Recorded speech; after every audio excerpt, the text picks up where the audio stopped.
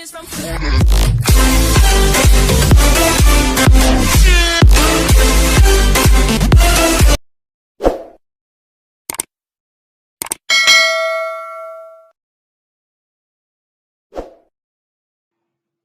alhamdulillah kembali lagi bersama saya Nazila Game.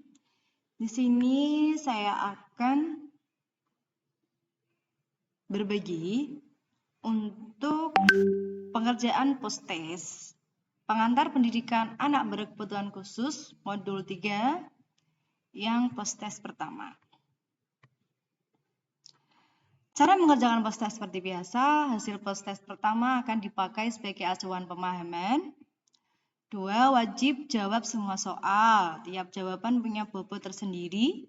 Soal dapat dikerjakan secara acak. Setelah selesai, klik kumpulkan. Mari kita mulai post-test modul 3 yang pertama.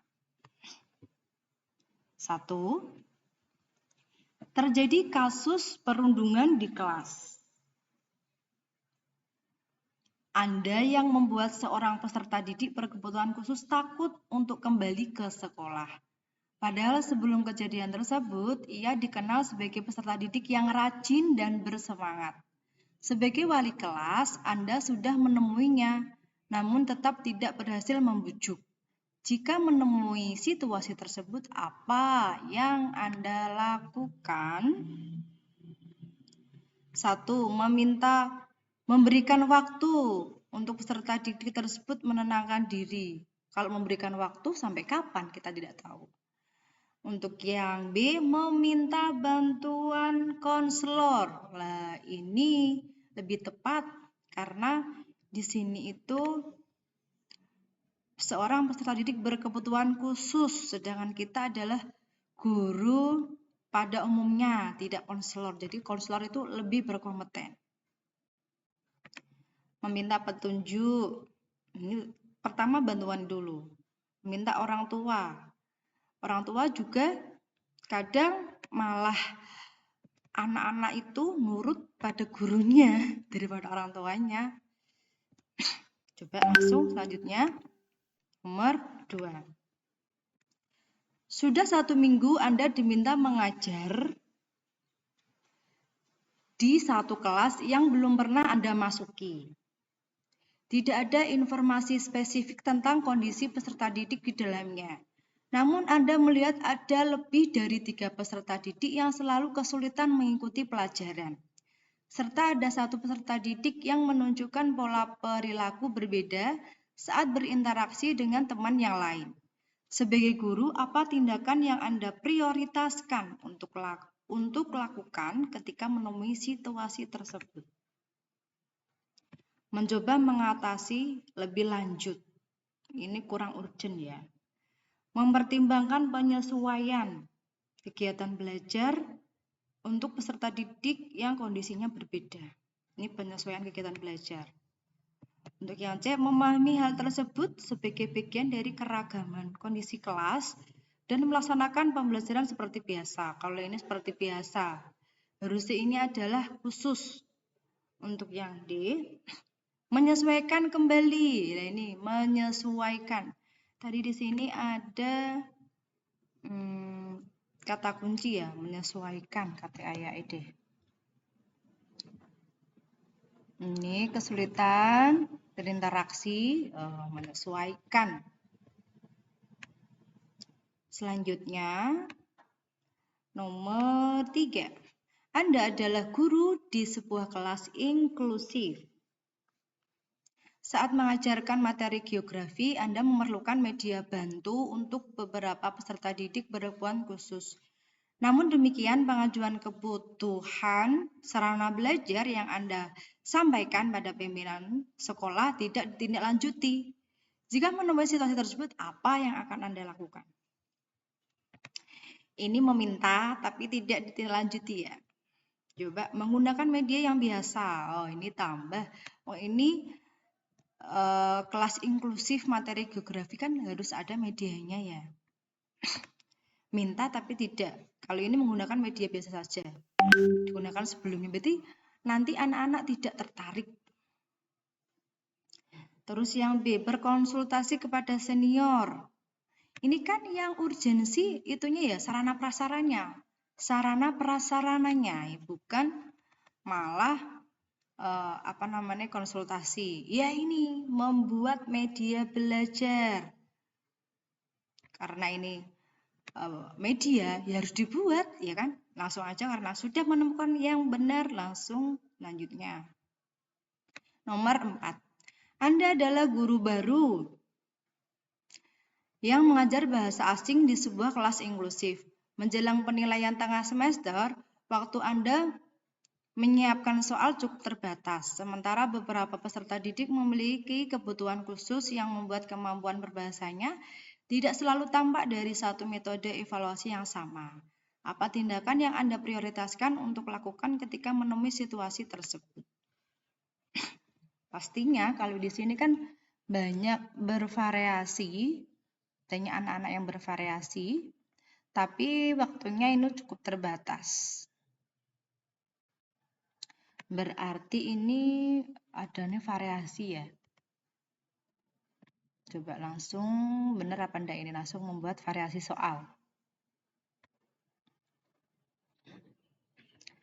Untuk nomor 5 terakhir, pada peralihan semester ini Anda ditugaskan untuk mengelola sebuah kelas inklusif. Terdapat 4 orang peserta didik berkebutuhan khusus, 2 orang mengalami disleksia, dan 2 yang lain mengalami disabilitas intelektual. Data dari BK menunjukkan bahwa keempat peserta didik ini memiliki gaya belajar kinestetik.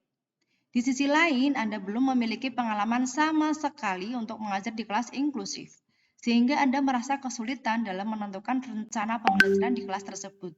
Jika menemui situasi tersebut, apa yang akan Anda lakukan? Karena belum sama sekali harusnya direncanakan ya. Langsung saja di sini saya sudah melihat rencana. Yang pertama pasti rencana. Rencana aktivitas belajar di dalam kelompok melibatkan gerakan fisik. Langsung cek ulang. Mari kita cek untuk terjadi kasus perundungan. Meminta bantuan konselor, benar. Sudah 1 minggu menyesuaikan kembali rancangan. Anda sebagai guru di sebuah kelas inklusif. Membuat media tadi ya. Anda adalah guru baru, membuat variasi benar. Pada peralihan semester, merencanakan aktivitas benar. Kumpulkan. Yeay, benar. Post-test pertama modul 3 sudah selesai. Mari kita langsung lanjut untuk post-test kedua. Langsung saja. Minggu depan adalah jadwal Anda untuk menemani peserta didik melakukan studi lapangan. Memperdalam pemahaman terkait materi tertentu yang Anda ajar. Anda sudah merencanakan kegiatan apa saja yang akan dilakukan. Namun kemudian Anda baru ingat bahwa terdapat 4 peserta didik berkebutuhan khusus yang lebih suka membaca buku atau melihat gambar daripada harus beraktivitas di lapangan. Sebagai guru, apa yang menjadi prioritas Anda bila menghadapi situasi tersebut? Jadi di sini menemani peserta didik studi lapangan. Terus merencanakan kegiatan. Namun ada yang kebutuhan khusus tuh lebih suka membaca. Berarti apa?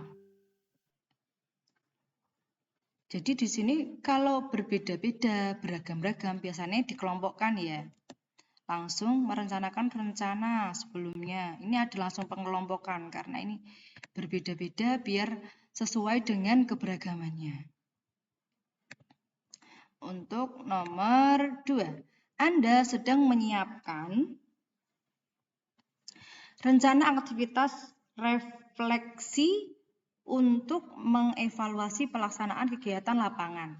Terkait hal itu, Anda sudah mempersiapkan lembar refleksi yang dapat diisi secara tertulis oleh peserta didik. Ketika membagikan lembar tersebut, Anda baru menyadari bahwa ada beberapa peserta didik dengan disabilitas yang membuat mereka kesulitan menuliskan refleksinya pada lembar tersebut. Sebagai guru pendamping lapangan, apa yang akan Anda lakukan bila menemui situasi tersebut? Jadi di sini ada aktivitas evaluasi kegiatan lapangan, disuruh mengisi secara tertulis, tapi ada peserta didik yang kesulitan menuliskan refleksi. Langsung kalau ada yang kesulitan berarti biasanya ke metode ya. Langsung saja ini ada merancang metode. Kalau ini meminta masukan dari guru. Padahal ini kalau dari guru kan tidak ke siswanya, padahal ini langsung ke siswanya. Lanjut, nomor 3. Peserta didik yang mengalami autisme selalu kesulitan memahami penjelasan di kelas meskipun sudah Anda berikan secara sederhana. Sebenarnya Anda mengetahui bahwa penggunaan media visual seperti pada social story akan membantu mereka memahami informasi dengan lebih mudah. Namun membuatnya akan membutuhkan banyak waktu. Di sisi lain, Anda memiliki tugas-tugas administrasi yang cukup memakan waktu Anda. Sebagai guru di kelas inklusi, apa yang akan Anda lakukan ketika menemui situasi tersebut? Jadi ini kan Anda mengetahui menggunakan media visual, membantu untuk lebih mudah. Berarti yang ada visual-visualnya. Ini kata kuncinya media visual. Kalau ini mencari masukan sejawat, padahal ini lebih ke medianya. Mempertimbangkan, masa mempertimbangkan kalau media dibuat, ini membuat media visual. Nomor 4, kelas Anda mendapatkan satu peserta didik baru. Pindahan dari sekolah yang lain. Setelah 1 bulan mengikuti pembelajaran di kelas, Anda merasakan adanya kondisi spesifik dan perilaku yang berbeda dari peserta didik lain pada umumnya. Di sisi lain, tidak ada informasi spesifik kecuali catatan rapot dan surat pengantar kepindahan dari sekolah terdahulu. Sebagai guru kelas, apa yang akan Anda lakukan ketika menemui situasi tersebut? Jadi ini pindahan baru, mengikuti pembelajaran, merasa perilakunya itu berbeda dari para yang lain. Apa yang dilakukan? Mencoba mengamati dengan lebih intens. Ini kalau lebih intens berarti ini lama. Memahami bahwa kondisi tersebut hal biasa. Ini kurang tepat. Mencari informasi. Ini juga mencari informasi yang dapat menjelaskan kondisi. Mana? Kalau ini mengkonsultasikan dengan konselor. Nah, ini lebih ya, mengkonsultasikan dengan konselor. Jadi psikolog pasti dia lebih tahu. Langsung nomor 5. Seorang guru meminta saran Anda terkait kondisi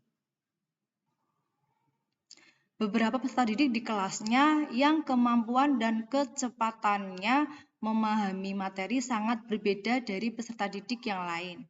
Anda sebenarnya ingin membantu, namun posisi beliau sebagai guru senior, mungkin Anda sulit melakukan penyesuaian pada kebiasaan mengajarnya yang sudah sekian tahun dilakukan. Apa prioritas tindakan Anda dalam mengatasi situasi di atas?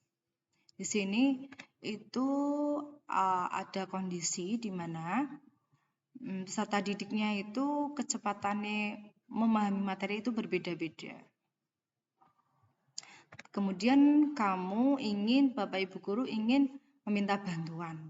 Berarti ini harus didiskusikan dong. Yang ada diskusi. Ini mengajak beliau berdiskusi langsung.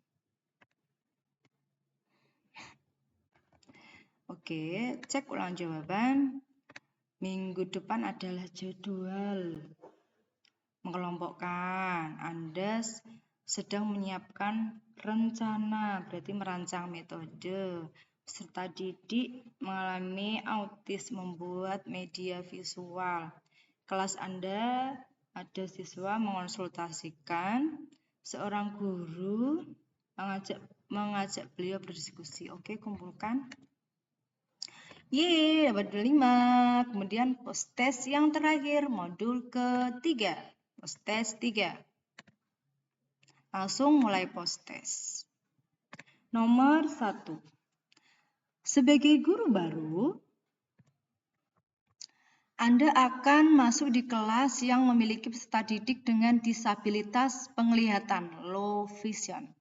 Anda sudah menyiapkan tayangan untuk digunakan dalam menjelaskan materi. Namun menurut informasi dari guru backup, peserta didik low vision ini sangat sensitif terhadap cahaya dan warna ketika melihat layar. Meskipun kadang masih bisa membacanya, tindakan apa yang Anda lakukan ketika mendapat masalah yang terjadi seperti kasus di atas? Berarti apa nih? Padahal dia bisa disabilitas penglihatan ya. Berarti harus disesuaikan dong. Lah ini disesuaikan pengaturan visualnya. Kalau ini mempertimbangkan menyesuaikan tayangan yang sudah disiapkan. Di sini lebih ke langsung ke anaknya karena pengaturan visual itu kan berbeda-beda. Oke, langsung nomor 2.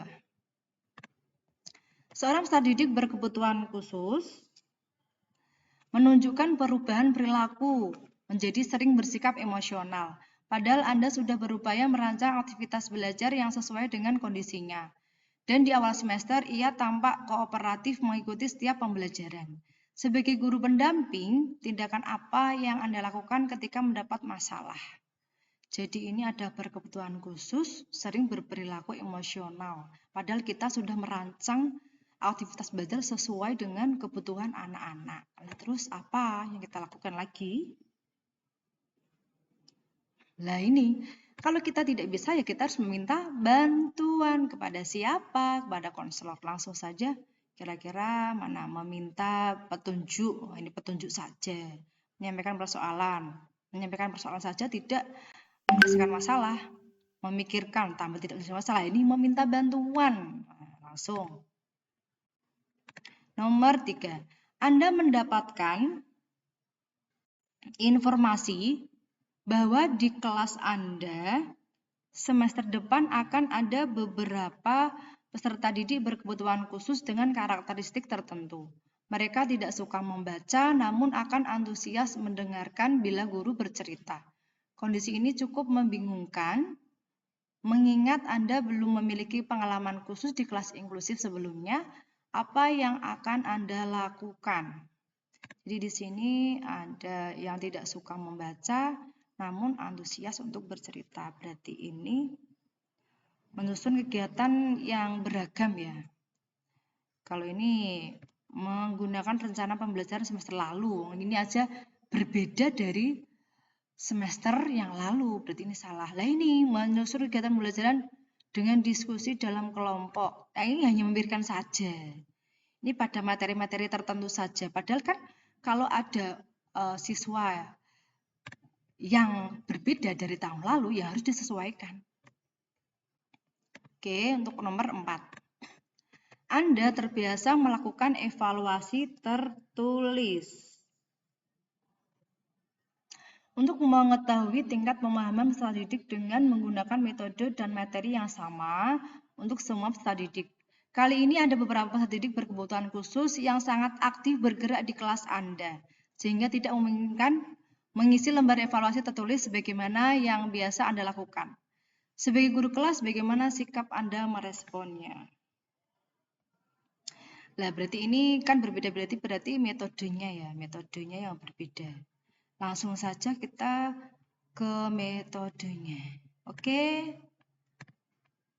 untuk yang terakhir, dalam forum guru, terjadi diskusi yang membahas tantangan dalam proses belajar mengajar di kelas.